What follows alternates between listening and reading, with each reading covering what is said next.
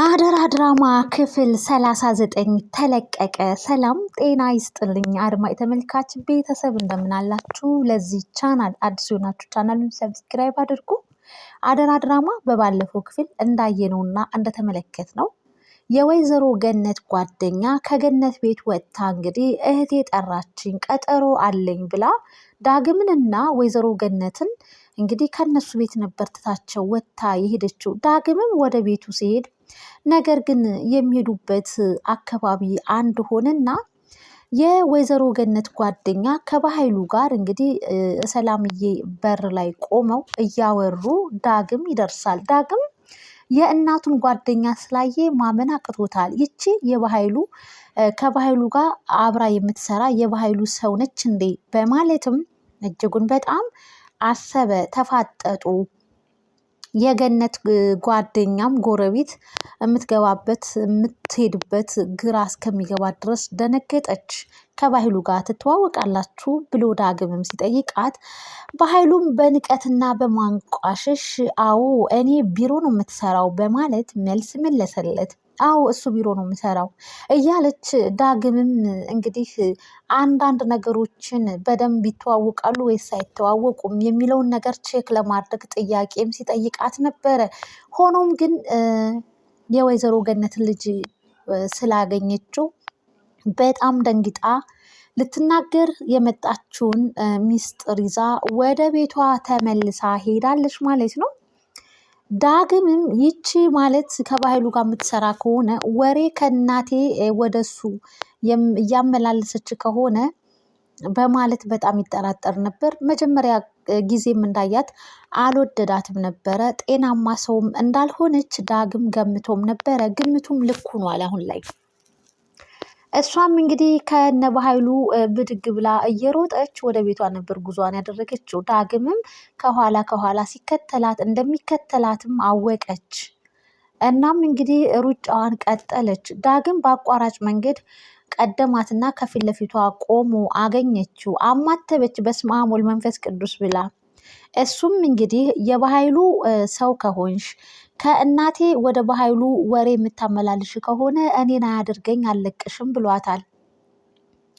እናም እንግዲህ በጣም በሚገርም ሁኔታ እንግዲህ ወደ እናቱ ጋር ጎራ ይልና እሷ ከባህሉ ቢሮ ነው እንዴ የምትሰራው ጎረቤትሽ ብሎም ሲጠይቃት ኧረ በጭራሽ አይተዋወቁም ብላ ወይዘሮ ገነት እናቱም ለዳግም መልስ ትመልስለታለች።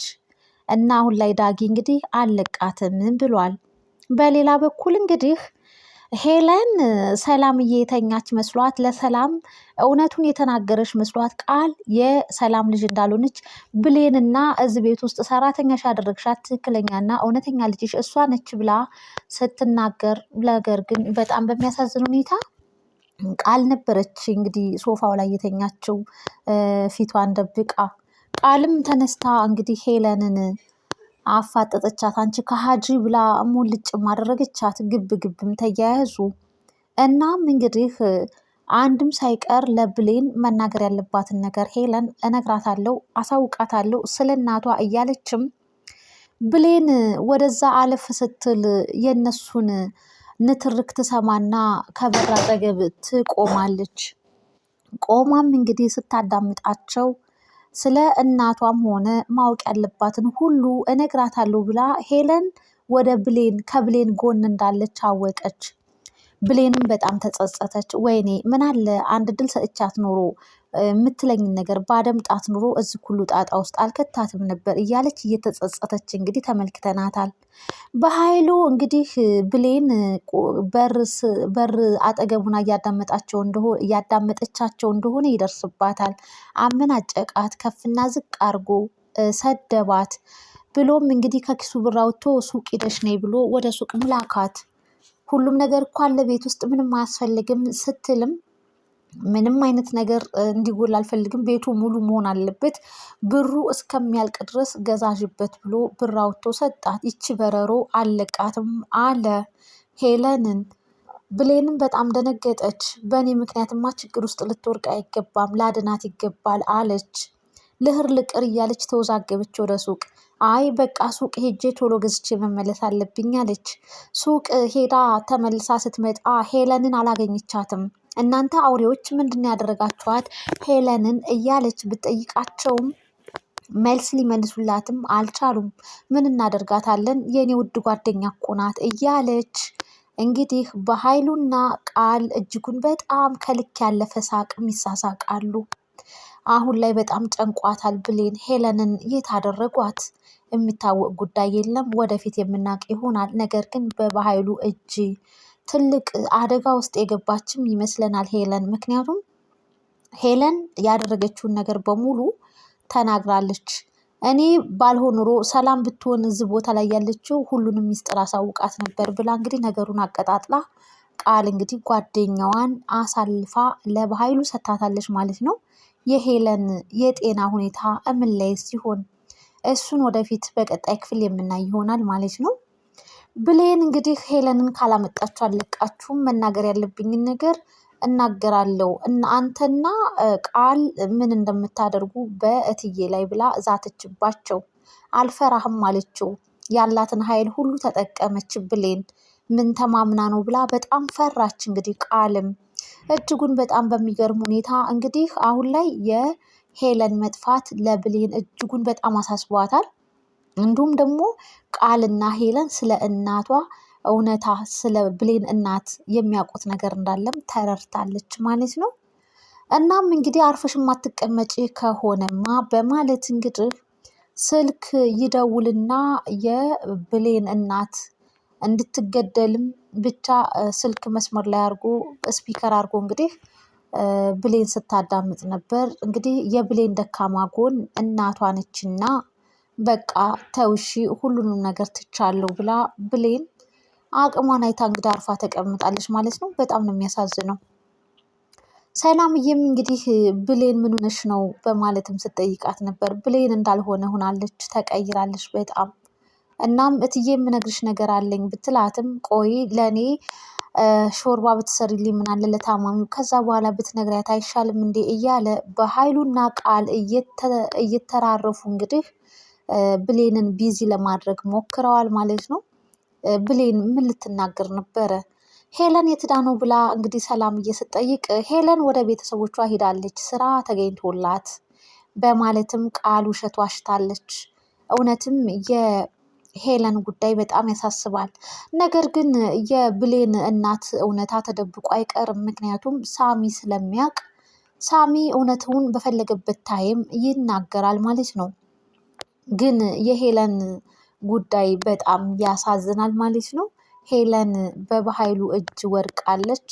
እጅጉን በጣም የሚያሳዝን ጉዳይ ነው። ዳጊም እንግዲህ የእናቱ ጎረቤት ጓደኛ የኃይሉ ተላላኪ የኃይሉ ሰው እንደሆነችም አውቋል።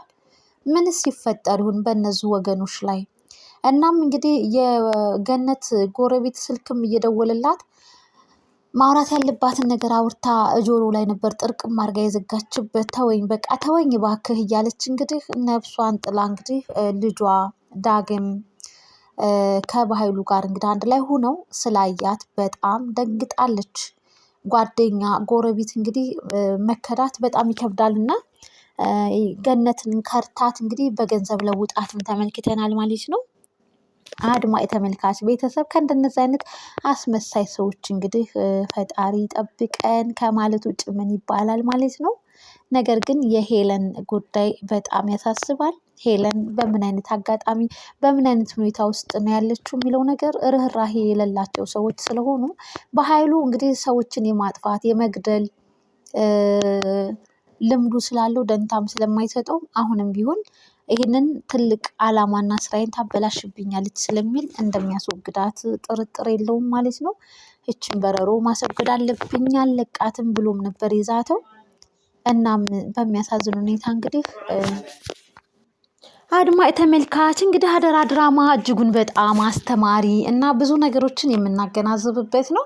በኃይሉ እንግዲህ የእህቱን ሀብትና ንብረት ለመውረስ ብሎ እንግዲህ ርቀት ጉዞ ተጉዞ ይገኛል። ነገር ግን አሁን ላይ የገነትም ሆነ የዳግም ህይወት እጅጉን በጣም አስጊ ላይ ነው።